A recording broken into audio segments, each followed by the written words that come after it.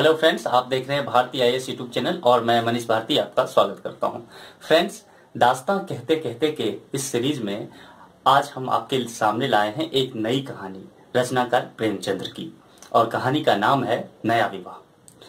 जिस तरह से टाइटल है आप समझ रहे हैं कि नया विवाह का तात्पर्य क्या होगा। प्रेमचंद्र के लिए विवाह में एक अलग ही विधा, उनका एक अलग ही नेचर था जिसपे वो लिखना पसंद करते थे। वह था बेमेल विवाह। बेमेल विवाह के कई अर्थ होते हैं। अमीर गरीब के बीच शादी हो सकता है, अलग जाति में शादी हो सकता है, अलग धर्म में शादी हो सकता है। प्रेमचंद्र के यहाँ एक और बेमेल विवाह का बड़ा मतलब था, जो उस समय 1930, 40, 50 या आजादी के समय में भारत में काफी प्रचलित था।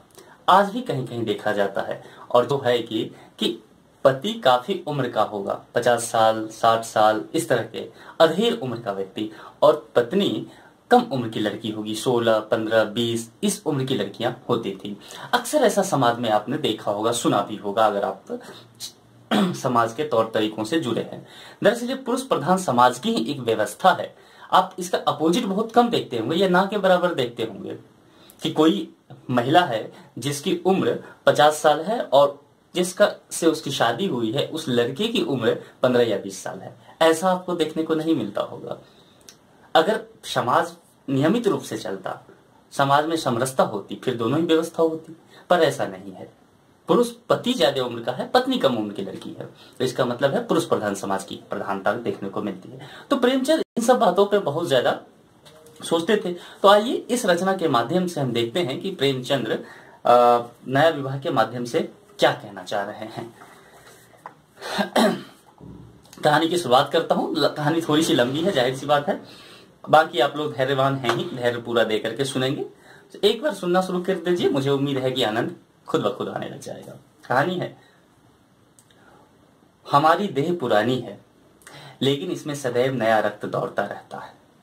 नए रक्त के प्रवाह पर ही हमारे जीवन का आधार है। पृथ्वी की इस चिरंतर व्यवस्था में यह नयापन उसके एक एक अणु में, एक एक कण में, तार में बसे हुए स्वरों की भांति गूंजता रहता है, और यह 100 साल की बुढ़िया आज भी नवीली दुल्हन बनी हुई है। जब से लाला डंगामल ने नया विवाह किया है, उनका यौवन नए सिरे से जाग उठा है। जब पहली स्त्री जीवित थी, तब वे घर पे में बहुत कम रहते थे। प्रातः से 10-11 बजे तक तो पूजा पाठ ही करते रहते थे, फिर भोजन करके दुकान चले जाते। वहां से 1 बजे रात लौटते और थके मांदे सो जाते। यदि लीला कभी कहती जरा और सवेरे आ जाया करो, तो बिगड़ जाते और कहते तुम्हारे लिए क्या दुकान छोड़ दूं या रोजगार बंद कर दूं। यह वह जमाना नहीं है कि एक लोटा जल चढ़ाकर लक्ष्मी प्रसन्न कर ली जाए।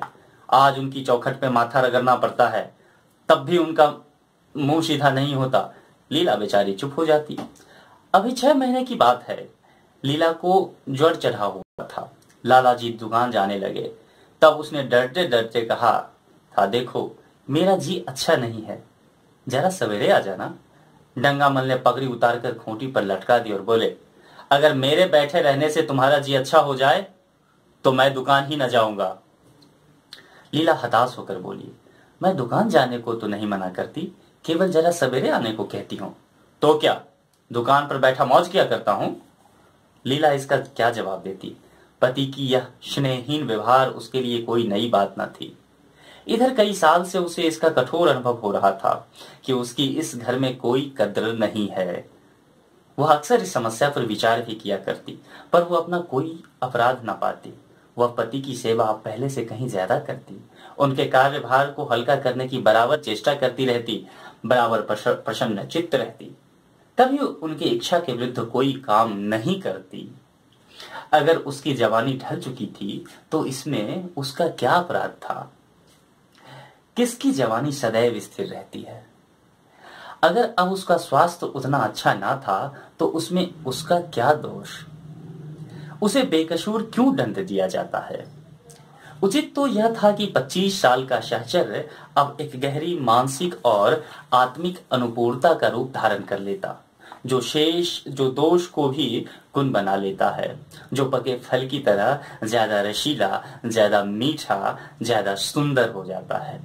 लेकिन लाला जी का वनिक हृदय हर एक पदार्थ को वाणिज्य की तराजू से तौलता था। बूढ़ी गाय जब दूध ना दे सकती है तो ना बच्चे, तब उसके लिए गौशाला ही सबसे अच्छी जगह है। उनके विचार में लीला के लिए इतना ही काफी था कि घर की मालकिन बनी रहे, आराम से खाए और पड़ी रहे। उसे अख्तियार है कि चाहे जितने जेवर बनवाए, चाहे जितना स्नान व पूजा करे, केवल उनसे दूर रहे।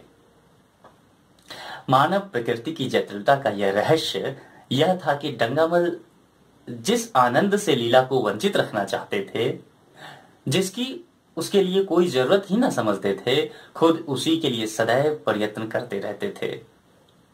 लीला 40 वर्ष की होकर बूढ़ी समझ ली गई थी, किंतु वे 43 के होकर अभी जवान ही थे, जवानी के उन्माद और उल्लास से भरे हुए।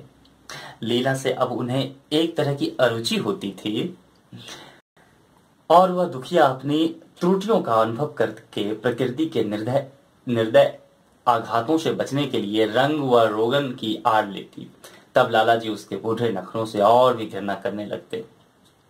वे कहते, वाह रे तृष्णा, 7 लड़कों की तो मां हो गई, बाल खिचड़ी हो गए, चेहरा धुले हुए फलालेन की तरह सिकुड़ गया, मगर आपको भी महावर, सिंदूर, मेहंदी और उबटन की हवस बाकी ही है।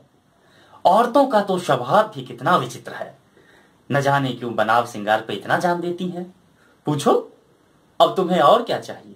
क्यों नहीं मन को समझा लेती कि जवानी विदा हो गई और इन उपादानों से वह वापस नहीं बुलाई जा सकती। लेकिन वह खुद जवानी का स्वप्न देखते रहते थे। उनकी जवानी की तृष्णा अभी शांत न हुई थी। जाड़ों में रसों और पाकों का सेवन करते रहते थे, हफ्ते में 2 बार खिजाब लगाते और एक डॉक्टर से मंगी लैंड के विषय में पत्र व्यवहार कर रहे थे। लीला ने उन्हें असमंजस में देखकर कातर स्वर में पूछा, कुछ बतला सकते हो, कै बजे आओगे? लाला जी ने शांत भाव से पूछा, तुम्हारा जी आज कैसा है? लीला क्या जवाब दे? अगर कहती कि बहुत खराब है तो शायद वह महाशय वहीं बैठ जाए और उसे जली कटी सुनाकर अपने दिल का बुखार निकाले। अगर कहती है कि अच्छी हूं तो शायद निश्चिंत होकर 2 बजे तक कहीं खबर ले। इस दुविधा में डरते डरते बोली, अब तक तो हल्की थी, लेकिन अब कुछ भारी हो रही है। तुम जाओ, दुकान पर लोग तुम्हारी राह देखते होंगे। हाँ, ईश्वर के लिए 1-2 ना बजा देना, लड़के सो जाते हैं, मुझे जरा भी अच्छा नहीं लगता, जी घबराता है। सेठ जी ने अपने स्वर में शनह की चाशनी देकर कहा, 12 बजे तक आज जरूर जाऊंगा। लीला का मुख धूमिल हो गया। उसने कहा, 10 बजे तक नहीं आ सकते? 11:30 से पहले किसी तरह नहीं। नहीं, 10:30। अच्छा, 11 बजे। लाला वादा करके चले गए, लेकिन 10 बजे रात को एक मित्र ने मुजरा सुनने के लिए बुला भेजा। इस निमंत्रण को कैसे इनकार कर देते? जब एक आदमी आपको खातिर से बुलाता है, तब ये कहां की भलमनसाहत है कि आप उसका निमंत्रण अस्वीकार कर दें। लाला जी मुजरा सुनने चले गए। 2 बजे लौटे। चुपके से आकर नौकर को जगाया और अपने कमरे में आकर लेट रहे। लीला उनकी राह देखती, प्रतिक्षण विकल वेदना का अनुभव करती हुई न जाने कब सो गई थी। अंत को इस बीमारी ने अभागी लीला की जान ही लेकर छोड़ा। लाला जी को उसके मरने का बड़ा दुख हुआ।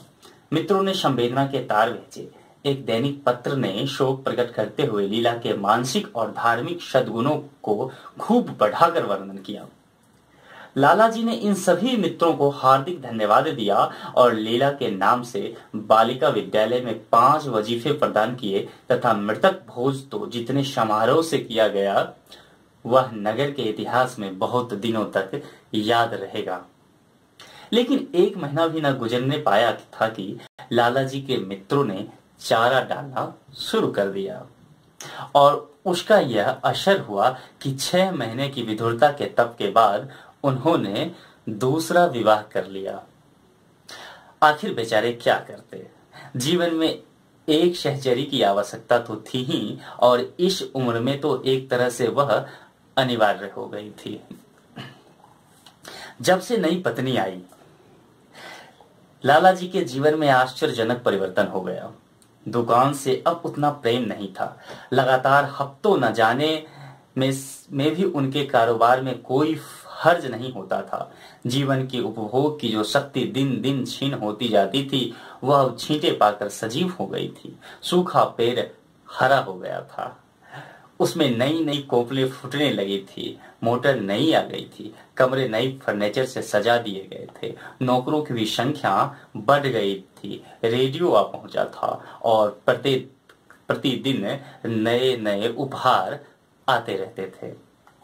लाला जी की बूढ़ी जवानी जवानों की जवानी से भी प्रखर हो गई थी। उसी तरह जैसे बिजली का प्रकाश चंद्रमा के प्रकाश से कुछ ज्यादा स्वच्छ और मनोरंजन होता है।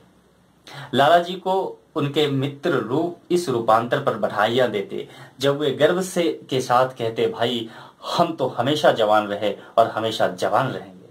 बुढ़ापा यहाँ आए तो उसके मुंह में कालिख लगाकर गधों पर उल्टा सवार करा के शहर से निकाल दें।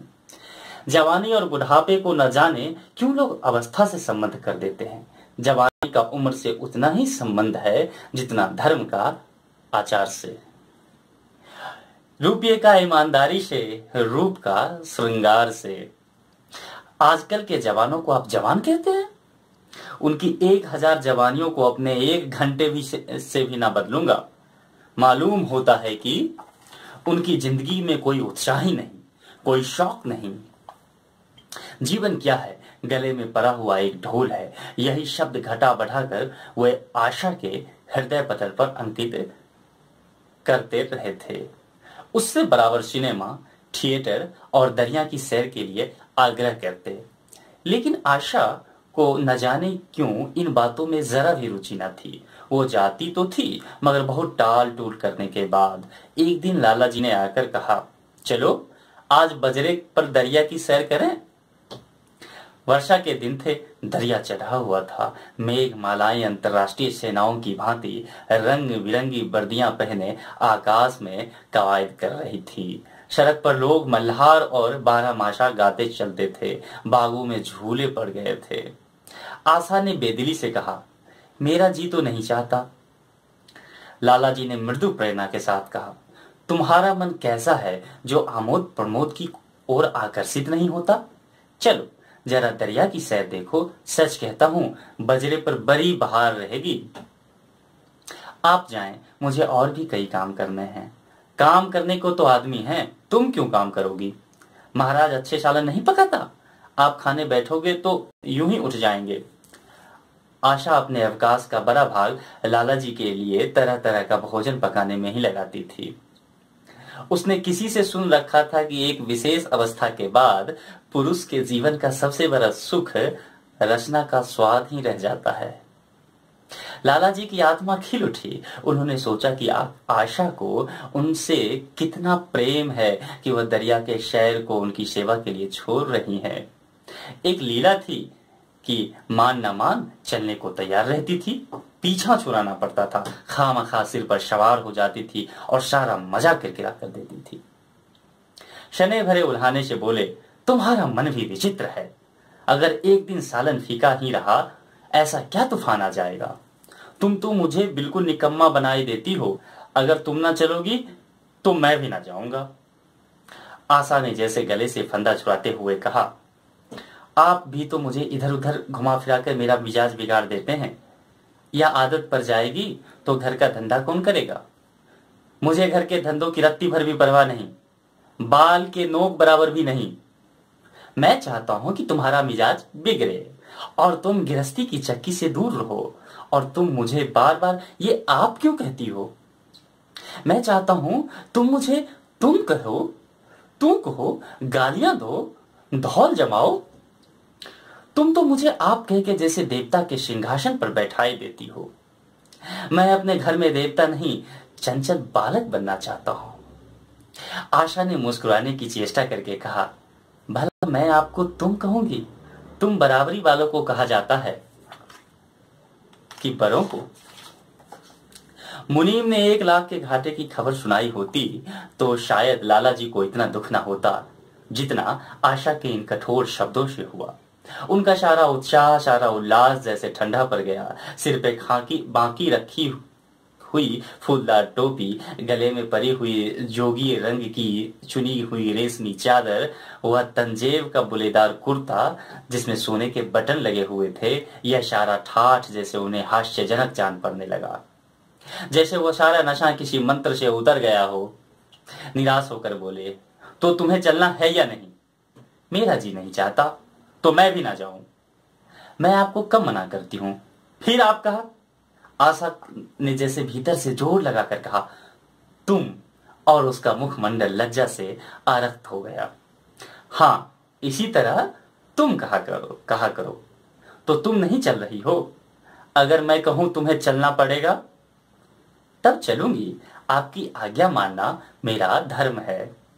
लाला जी आज्ञा ना दे सके। आज्ञा और धर्म जैसे शब्द उनके कानों में चुभने से लगे। खिसियाए हुए बाहर को चल पड़े। उस वक्त आशा को उन पर दया आ गई। बोली, तो कब तक लौटोगे? मैं नहीं जा रहा हूं। अच्छा, तो मैं भी चलती हूं। जैसे कोई जिद्दी लड़का रोने के बाद अपनी इच्छित वस्तु पाकर उसे पैरों से ठुकरा देता है, उसी तरह लाला जी ने मुंह बनाकर कहा, तुम्हारा जी नहीं करता तो ना चलो। मैं आग्रह नहीं करता। आप नहीं, तुम बुरा मान जाओगे। आशा गई, लेकिन उमंग से नहीं। जिस मामूली वेश में थी उसी तरह चल खड़ी हुई। ना कोई शलीजी साड़ी, न जराव पहने, ना कोई श्रृंगार, जैसे कोई विधवा हो। ऐसी ही बातों पर लाला जी मन से में झुल्ला उठते थे। ब्याह किया था जीवन का आनंद उठाने के लिए, झिलमिलाते हुए दीपक में तेल डालकर उसे और चटक करने के लिए। अगर दीपक का प्रकाश तेज ना हुआ तो तेल डालने से लाभ? न जाने इसका मन क्यों इतना शुष्क और निरस है, जैसे कोई ऊसर का पेड़ हो। कितनी ही पानी डालो उसमें हरी पत्तियों के दर्शन ना होंगे। जराव गहनों से भरी पोटलियां खुली हुई हैं। कहां कहां से मंगवाए, दिल्ली से, कलकत्ते से। कैसी कैसी बहुमूल्य साड़ियां रखी हुई हैं, एक नहीं सैकड़ों, पर केवल संदूक में कीड़ों का भोजन बनने के लिए। दरिद्र घर की लड़कियों में यही एव होता है। उनकी दृष्टि सदैव संकीर्ण होती है। न खा सके, न पहन सके, न दे सके। उन्हें तो खजाना भी मिल जाए तो यही सोचते रहेगी कि खर्च कैसे करें। दरिया की सैर तो हुई, पर विशेष आनंद न आया। कई महीनों तक आशा की मनोवृत्तियों को जगाने का असफल प्रयत्न करके लाला जी ने समझ लिया कि इसकी पैदाइशी ही मुहर्रमी है, लेकिन फिर भी निराश ना हुए। ऐसे व्यापार में एक बड़ी रकम लगाने के बाद वे उसमें अधिक से अधिक लाभ उठाने की वणिक प्रवृत्ति को कैसे त्याग देते? विनोद की नई नई योजनाएं पैदा की जाती।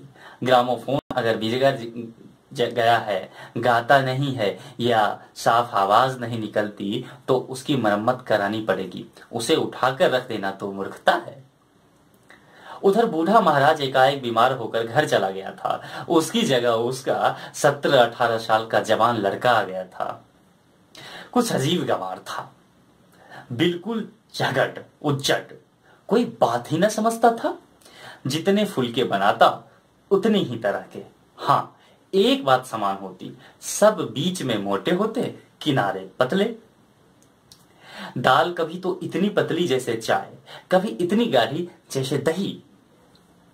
नमक कभी इतना कम कि बिल्कुल फीके, कभी इतना तेज कि नींबू का शौकीन। आशा मुंह हाथ धोकर चौके में पहुंच जाती और इस डफोर शंख को भोजन पकाना सिखाती। एक दिन उसने कहा, तुम कितने नालायक आदमी हो जुगल। आखिर इतनी उम्र तक तुम घास खोदते रहे या भाट झोंकते रहे कि फुलके तक नहीं बना सकते?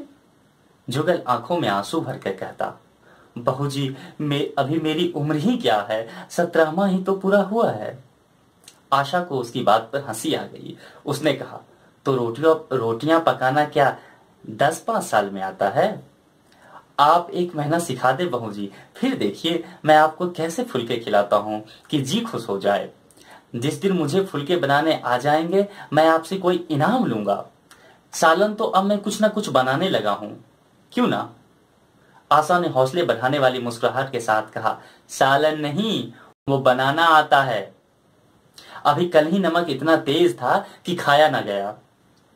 मसाले में कचाड़ आ रही थी। मैं जब सालन बना रहा था तब आप यहां कब थी? अच्छा, तो मैं जब यहां बैठी रहूं तब तुम्हारा सालन बढ़िया पकेगा। आप बैठी रहती हैं तो मेरी अक्ल ठिकाने रहती है। आशा को जुगल की इन भोली बातों पर खूब हंसी आ रही थी। हंसी को रोकना चाहती थी, पर वह इस तरह निकल पड़ती थी जैसे भरी बोतलें उड़ेल दी गई हों। और मैं नहीं रहती तब तो आपके कमरे के द्वार पर बैठा जा बैठता हूं, वहां बैठकर अपनी तकदीर को रोता हूं।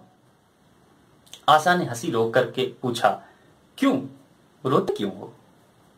यह ना पूछिए बहू जी, आप इन बातों को नहीं समझेंगी। आशा ने उसके मुंह की ओर प्रश्न की आंखों से देखा। उसका आशा कुछ तो समझ गई, पर ना समझने का बहाना किया। तुम्हारे दादा आ जाएंगे तब तुम चले जाओगे? और क्या करूंगा बहू जी, यहाँ कोई काम दिलवा दीजिएगा तो पड़ा रहूंगा। मुझे मोटर चलाना सिखवा दीजिए, आपको खूब सैर कराया करूंगा। नहीं नहीं बहू जी, आप हट जाइए, मैं पतीली उतार दूंगा। ऐसी अच्छी साड़ी है आपकी, कहीं कोई दाग पड़ जाए तो क्या हो। आशा पतीली उतार रही थी। जुगल ने उसके हाथ से हुशरी ले लेनी चाहिए। दूर रहो, फुहर तो तुम हो ही, कहीं पतीली पांव पर गिरा ली तो महीनों झिकोगे। जुगल के मुख पर उदासी छा गई। आशा ने मुस्कुरा कर पूछा, क्यों, मुंह क्यों लटक गया सरकार का? जुगल रुआसा होकर बोला, आप मुझे डांट देती हैं बहू जी, तब मेरा दिल टूट जाता है। सरकार कितने ही बुरके, मुझे बिल्कुल भी दुख नहीं होता। आपकी नजर करी देखकर मेरा खून शर्द हो जाता है। आशा ने दिलासा दिया, मैंने तुम्हें डांटा तो नहीं, केवल यही तो कहा कि कहीं पतीली तुम्हारे पांव पर गिर पड़े तो क्या हो। हाथ तो आपका भी है, कहीं आपके ही हाथ से छूट पड़े तो। लाला डंगामल ने रसोई घर के द्वार पर आकर कहा, आशा जरा यहां आना, देखो तुम्हारे लिए कितने सुंदर गमले लाया हूं, तुम्हारे कमरे के सामने रखे जाएंगे। तुम यहां धुएं धाकर में क्यों हलाकान होती हो? इस लड़के से कह दो कि जल्दी महाराज को बुलाए, नहीं तो मैं कोई दूसरा आदमी रख लूंगा। महाराजों की कमी नहीं है, आखिर कब तक कोई रियायत करे। गधे को जरा भी तमीज नहीं आई। सुनता है जुगल? लिख दे आज अपने बाप को। चूल्हे पर तवा रखा हुआ था। आशा रोटियां बेलने में लगी थी। जुगल तवे के लिए रोटियों का इंतजार कर रहा था। ऐसी हालत में भला आशा कैसे गमले देखने जाती? उसने कहा, जुगल रोटियां टेढ़ी मेढ़ी बेल डालेगा? लालाजी ने कुछ चिढ़कर कहा, अगर रोटियां टेढ़ी मेढ़ी बेलेगा तो निकाल दिया जाएगा। आशा अनसुनी करके बोली, 10-5 दिन में सीख जाएगा, निकालने की क्या जरूरत है। तुम आकर बतला दो गमले कहां रखे जाएं। कहती तो हूं रोटियां बेलकर आई जाती हूं। नहीं, मैं कहता हूं तुम रोटियां मत बेलो। आप तो खामखा जिद करते हैं। लालाजी सन्नाटे में आ गए। आशा ने कभी इतनी रुखाई से उन्हें जवाब ना दिया था, और यह केवल रुखाई न थी, इसमें कटुता भी थी। लज्जित होकर चले गए। उन्हें ऐसा क्रोध आ रहा था कि इन गमलों को तोड़कर फेंक दे और सारे पौधों को चूल्हे में डाल दे। जुगल ने सहमे हुए स्वर में कहा, आप चली जाएं बहू जी, सरकार बिगड़ जाएंगे। बको मत, जल्दी जल्दी फुलके सेको, नहीं तो निकाल दिए जाओगे। और आज मुझसे रुपये लेकर अपने लिए कपड़े बनवा लो। भिखमंगों की सूरत बनाए घूमते हो, और बाल क्यों इतने बढ़ा रखे हैं? तुम्हें कोई नाई भी नहीं जुड़ता। जुगल ने दूर की बात सोची और बोला, कपड़े बनवा लूं तो दादा को हिसाब क्या दूंगा? अरे पागल, मैं हिसाब में नहीं देने कहती, मुझसे ले लेना। जुगल काहिलपन की हंसी हंसा, आप बनवाएंगी तो अच्छे कपड़े लूंगा, खद्दर के मखमल का कुर्ता, खद्दर की धोती, रेशमी चादर, अच्छा सा चप्पल। आशा ने मीठी मुस्कान के साथ कहा, और अगर अपने दाम के बनवाने पड़े तब कपड़े ही क्यों बनवाऊंगा, बड़े चालाक हो तुम। जुगल ने अपनी बुद्धिमत्ता का प्रदर्शन किया। आदमी अपने घर में सूखी रोटियां खाकर सो रहता है, लेकिन दावत में अच्छे अच्छे पकवान ही खाता है। वहां भी यदि रूखी रोटियां मिले तो वह दावत में जाए ही नहीं। यह सब मैं नहीं जानती। एक गाढ़े का कुर्ता बनवा लो और एक टोपी ले लो, हजामत के लिए 2 आने पैसे ऊपर से ले लो। जुगल ने मान करके कहा, रहने दीजिए, मैं नहीं लेता। अच्छे कपड़े पहनकर निकलूंगा तो आपकी याद आवेगी। सरियल कपड़े पहनकर तो और भी जी लगेगा। तुम स्वार्थी हो, मुफ्त के कपड़े लोगे और साथ ही बढ़िया भी। जब यहां से जाने लगूं तब आप मुझे अपना एक चित्र दीजिएगा। मेरा चित्र लेकर क्या करोगे? अपनी कोठरी में लगाऊंगा और नित्य देखा करूंगा। बस वही साड़ी पहनकर खिंचवाना जो कल पहनी थी, और वही मोतियों की माला भी हो। मुझे नंगी नंगी सूरत अच्छी नहीं लगती। आपके पास तो बहुत गहने होंगे, आप पहनती क्यों नहीं? तो तुम्हें गहने अच्छे लगते हैं? बहुत।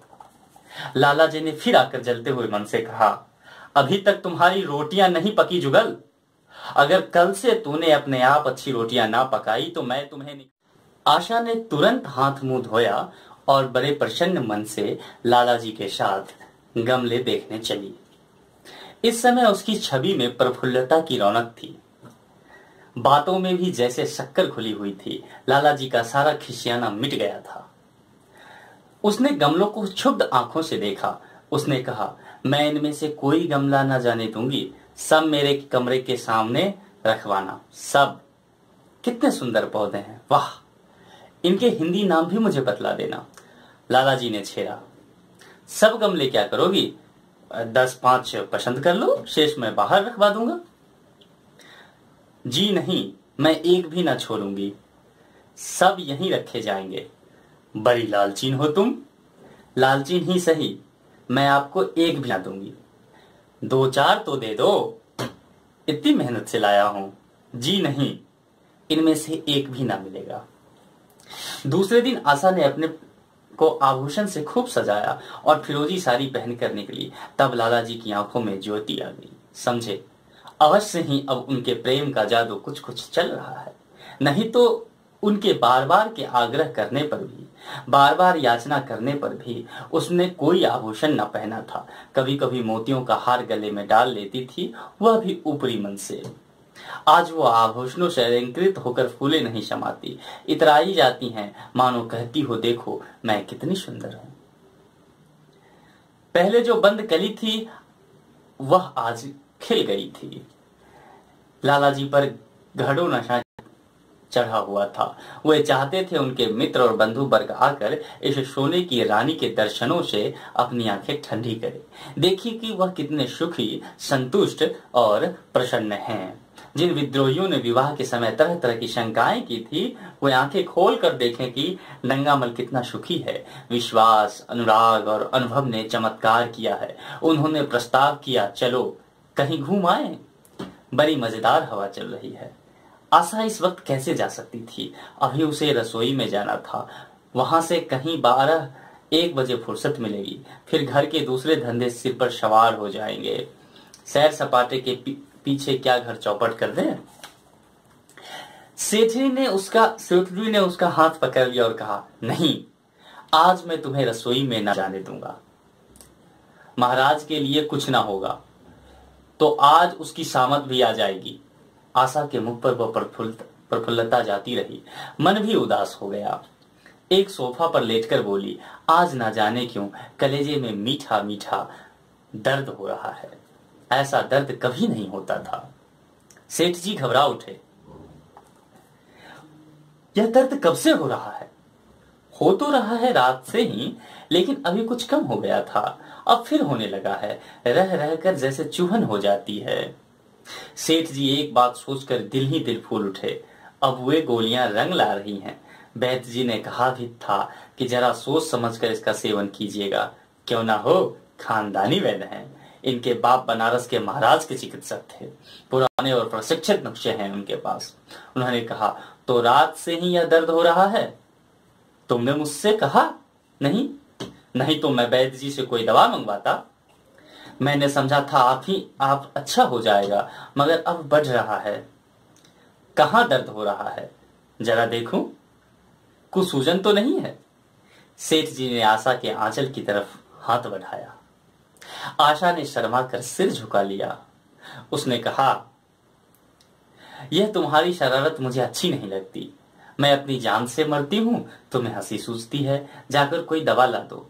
सेठ जी अपने पुरुषांत का यह डिप्लोमा पाकर उससे कहीं ज्यादा प्रसन्न हुए, जितना राय बहादुर पाकर होते। इस विजय का डंगा पीटे बिना उन्हें कैसे चैन आ सकता था। जो लोग उनके विवाह के विषय में दोषमय टिप्पणियां कर रहे थे, उन्हें नीचा दिखाने का कितना अच्छा अवसर हाथ आया है। और इतनी जल्दी। पहले पंडित भोलानाथ के पास गए और भाग्य ठोक कर बोले, भाई मैं तो बड़ी विपत्ति में फंस गया। कल से उनके कलेजे में दर्द हो रहा है, कुछ बुद्धि काम नहीं करती। कहती हैं ऐसा दर्द पहले कभी नहीं हुआ था। भोलानाथ ने कुछ बहुत हमदर्दी न दिखाई। सेठ जी यहां से उठकर अपने दूसरे मित्र लाला फागमल के पास पहुंचे और उनसे भी लगभग इन्हीं शब्दों में यह शोक संवाद कहा। फागमल बड़ा शोधा था, मुस्कुराकर बोला, मुझे तो आपकी शरारत मालूम होती है। सेठ जी की बाछें खिल गई। उन्होंने कहा, मैं अपना दुख सुना रहा हूं और तुम्हें दिल लगी सूझती है। जरा भी आदमियत तुम में नहीं है। मैं दिलगी नहीं कर रहा हूं, इसमें दिलगी की क्या बात है। वह भी कमशिन, कोमलांगी और आप चेहरे पुराने लठेत, दंगल के पहलवान। बस अगर यह बात ना निकले तो मुझे मुड़ा दूं। सेठ की आंखें जगमगा उठी, मन में यौवन की भावना प्रबल हो उठी और उसके साथ ही मुख पर यौवन की झलक आ गई। छाती जैसे कुछ फूल गई। चलते समय उनके पग कुछ अधिक मजबूती से जमीन पे पड़ने लगे और सिर की टोपी भी न जाने कैसे बाकी हो गई। आकृति से बांकापन की शान बरसने लगे। जुगल ने आशा के सिर से पांव तक जगमगाते देखकर कहा, बस बहू जी, आप इसी तरह पहने ओढ़े रहा करो। आज मैं आपको चूल्हे के पास न आने दूंगा। आशा ने नयन बांधकर चलाकर कहा, क्यों? आज ये नया हुक्म क्यों? पहले तो तुमने कभी मना नहीं किया। आज की बात दूसरी है, जरा सुनो। क्या बात है? मैं डरता हूं कहीं आप नाराज ना हो जाएं। नहीं नहीं, कहो, मैं नाराज ना होंगी। आज आप बहुत सुंदर लग रही हैं। लाला डंगामल के ने असंख्य बार आशा के रूप और यौवन की प्रशंसा की थी, मगर उनकी प्रशंसा में उसे बनावट की गंध आती थी। वह शब्द उनके मुख से निकलकर कुछ ऐसे लगते थे जैसे कोई पंगु दौड़ने की चेष्टा कर रहा हो। जुगल के इन सब सीधे शब्दों में एक उन्माद था, नशा था, एक चोट थी। आशा की सारी देह प्रकंपित हो गई। तुम मुझे नजर लगा दोगे जुगल? इस तरह क्यों घूरते हो? जब यहां से चला जाऊंगा तब आपकी बहुत याद आएगी। रसोई पकाकर तुम सारे दिन कहां क्या करते हो, दिखाई नहीं देते? सरकार रहते हैं इसीलिए नहीं आता। फिर अब तो मुझे जवाब मिल रहा है, देखिए भगवान कहां ले जाते हैं। आशा की मुख मुद्रा कठोर हो गई। उसने कहा, कौन तुम्हें जवाब देता है? सरकार ही तो कहते हैं मुझे निकाल देंगे। अपना काम किए जाओ, कोई नहीं निकालेगा। अब तो तुम फुलके भी अच्छे बनाने लगे। सरकार है बड़े गुस्सेश्वर, 2-4 दिन में उनका मिजाज ठीक किए देती हूं। आपके साथ चलते हैं तो आपके बाप से लगते हैं। तुम बड़े मुंह फटो, खबरदार, जवान संभाल कर बात किया करो। किंतु अप्रसन्नता का यह झीना आवरण उनके मनोरहस्य को ना छुपा सका। वह प्रकाश की भांति उसके अंदर से निकला पड़ता था। जुगल ने फिर उसी निर्भरता से कहा, मेरा मुंह कोई बंद कर ले, यहां तो सभी यही कहते हैं। मेरा ब्याह कोई 50 साल की बुढ़िया से कर दे तो मैं घर छोड़कर भाग जाऊं, या तो खुद जहर खा लूं या उसे जहर डालकर मार दो, फांसी ही तो होगी। आशा उस कृत्रिम क्रोध को कायम न रख सकी। जुगल ने उसकी हृदयवाणी के तारों पर मिजहाब की ऐसी चोट मारी थी कि उसने बहुत जब्त करने पर भी मन की व्यथा बाहर निकल आई। उसने कहा, भाग्य भी तो कोई वस्तु है। ऐसा भाग्य भाड़ में जाए, भाड़ में। तुम्हारा ब्याह किसी बुढ़िया से ही करूंगी, देख लेना। तो मैं भी जहर खा लूंगा, देख लीजिएगा। क्यों? बुढ़िया तुम्हें जवान स्त्री से ज्यादा प्यार करेगी, ज्यादा सेवा करेगी, तुम्हें सीधे रास्ते पर रखेगी। यह सब मां का काम है। बीवी जिस काम के लिए है उसी काम के लिए है। आखिर बीवी किस काम के लिए है? मोटर की आवाज आई। न जाने कैसे आशा के सिर का आंचल खिसक कर कंधों पर आ गया। उसने जल्दी से आंचल खींचकर सिर पर कर लिया और यह कहते हुए अपने कमरे की ओर लपकी कि लाला भोजन करके चले जाए तब आना। और इसी संवाद के साथ ही इस कहानी की अंत होती है। ये इसका प्रथम प्रकाशन चंदन पत्रिका सितंबर 1931 में हुआ था, जो तकरीबन आज से 90 साल पहले की बात है। तो नया विवाह के तौर पे आपने देखा कि नया विवाह में क्या क्या, अगर बेमेल विवाह हो तो क्या क्या परेशानी हो सकती है गृहस्थ को चलाने में। कहीं ना कहीं प्रेमचंद उस पंक्ति के माध्यम से कि मोटर की आवाज आई, आंचल खिसल कर कंधे पे आ गई, फिर आंचल ने ऊपर किया और जाते हुए बोली कि मतलब शेष चले जाएं तो खा के चले जाएं तो आना। कहीं ना कहीं इसमें एक झलक है कि अफेयर का, क्योंकि आशा की उम्र जो है वह जुगल की उम्र के बराबर की है। वह भी 17-18 साल की है, ये भी 20 साल की 18 साल की लड़की है। तो एक समान उम्र के लड़के से बात करना उसे अच्छा लग रहा है, उससे प्रेम हो रहा है उसे। वहीं एक 40 साल का मर्द है, 45 साल का उनका पति डंगा मल्लाला, उससे वह पिता के तुल्य देखने लगती है। प्रेम के लिए बहुत आवश्यक है कि अपनापन सा हो। प्रेम तभी हो सकता है अगर प्रेम में आपने श्रद्धा को जोड़ दिया, भक्ति को जोड़ दिया, तो प्रेम खुल के कभी नहीं हो सकता है। प्रेम के लिए एक थोड़ी सी कहते हैं ना लापरवाही चाहिए, एक कुछ आवारापन का एक छौंक चाहिए, तभी प्रेम सफल होता है। और यह निश्चित तौर पे हम उम्र के लोगों में ही हो सकता है। कभी कभी स्वेच्छा से हो सकता है, लेकिन वो जो एक पंक्ति है कहती है आशा कि भाग्य भी तो कोई चीज है। तो जब आपका मन ना हो फिर बेमेल विवाह हो तो वो बहुत ज्यादा टिकता नहीं है। तो प्रेमचंद कहीं इस माध्यम से ये दिखाना चाह रहे हैं कि अगर इस तरह का विवाह समाज में है और उसके बावजूद अफेयर हो भी जाता है तो उसे गलत ना माना जाए। संदेश है, क्योंकि प्रकृति यह कहती है कि सहजता इंसान अपने बराबरी वालों के साथ में होता है प्रेम प्रसंगों में। तो यही सब दिखाने की कोशिश की गई है। हालांकि पाठकों पे ये छोड़ा गया है कि वह किस तरह से आखिरी प्रदेश को समझ पाते हैं, या उनके पे ऊपर दिया गया है। तो इस कथा में इतना ही फ्रेंड्स। उम्मीद करते हैं आपको ये अच्छा लगेगा। दूसरी कहानी के साथ उपस्थित होंगे किसी नई वीडियो में, और आपसे ढेर सारी बातें करेंगे, ढेर सारे मुद्दों पे चर्चा करेंगे। किसी नए कहानीकार रचनाकार के साथ आपके साथ उपस्थित होंगे। आप कमेंट बॉक्स में जाके डालिए कि कहानी कैसा लगा, क्या और अच्छा किया जा सकता है, किस टॉपिक पे कौन सी कहानी सुननी आपको पसंद है, किसी रचनाकार की कहानी सुननी पसंद है। हम कोशिश करेंगे आप तक वाचन करके पहुंचाने की। दूसरी बात, आप लाइक करें और सब्सक्राइब करें चैनल को, ताकि आप तक इन्फॉर्मेशन पहुंच सके। और आप शेयर कर सकते हैं प्लेटफॉर्म पे, सोशल मीडिया प्लेटफॉर्म पे अपने बाकी मित्रों के साथ, ताकि सभी इसका आनंद ले और वह पुरानी चीजें जो आज से 100 साल पहले हमारे रचनाकार दे करके गए थे वह फिर से एक बार जीवंत हो सके, आने वाली पीढ़ी उसे फिर से सुन सके, पढ़ सके और एक नया अनुभव प्राप्त कर सके। तो इन्हीं बातों के साथ की फिर दोबारा मुलाकात होगी। आपसे लेते हैं विदा। तब तक स्वस्थ रहिए, व्यस्त रहिए, मस्त रहिए। बहुत बहुत